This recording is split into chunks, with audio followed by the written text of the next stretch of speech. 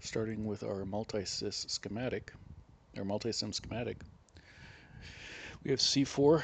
C4 is applying our filter so that the DC voltage doesn't leak into our AC signal and out to our oscilloscope. RB1 and RB2 are making our biasing voltages. For the forward bias over here on Q1, so that the waveform isn't changed due to paying the cost of the forward biasing. RE is giving the forward biasing voltage to Q1 as well through the current change. C2's job is to ensure that the AC voltage isn't altering the voltage drop by RE, so that it's a steady 0.7-ish volts going through there. RC is our voltage, top of our voltage divider, that also consists of Q1 and RE, so that when the current increases for RE and Q1, its voltage goes up, causing a dip in voltage, so we'll get a negative voltage output. And when the voltage drop goes, or the current goes up, or current goes down, this will decrease in voltage, which will cause this voltage drop to increase, causing the positive sign, which is why we have an inverse wave on a common collector amplifier. C1's job is to ensure that the DC's voltage is being applied to the AC, creating a stepped up AC wave. Instead of being at whatever it's supposed to be at, it'll be that plus the 5 volts AC, or whatever the voltage drop below is. And then R5 is our load resistor.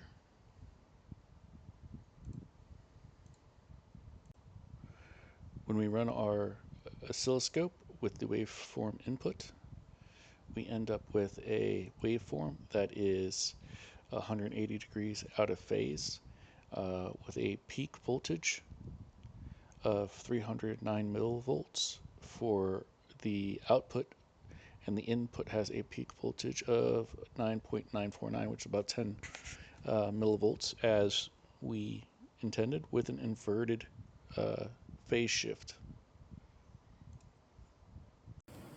For our setup, this is our VCC input bar.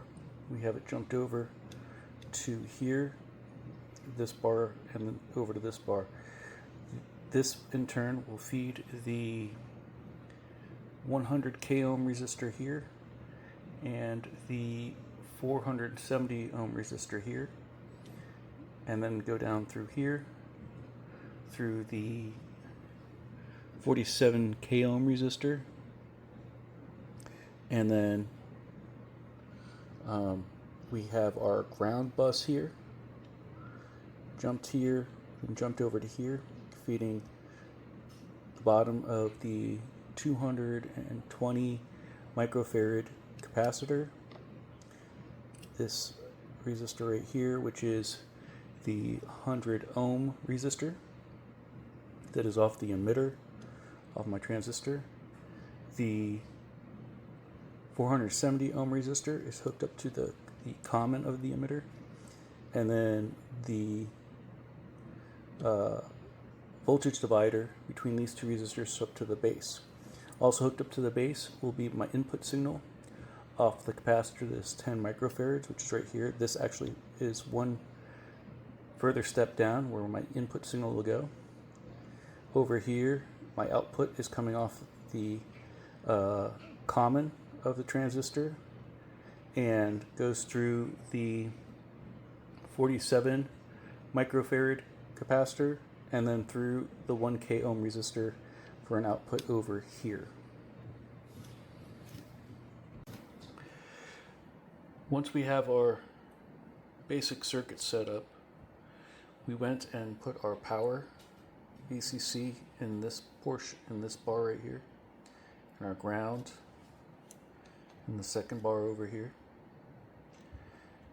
feeding that ground over to the output, and where I'm taking the output from is from here to here. This is channel 2. Channel 1, I'm reading from here to here. This wire is my waveform input.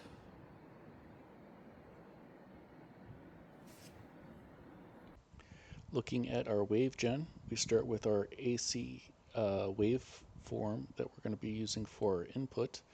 It'll be a 5 kilohertz waveform with a 10 millivolt peak, as we can see on this.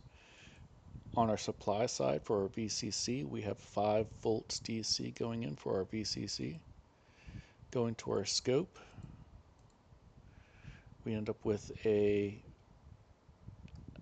output of a maximum for the input of about 12 millivolts and a maximum for the output of about 25 millivolts across the 1K ohm resistor. Notice the waveforms are indeed inverted as they're supposed to be.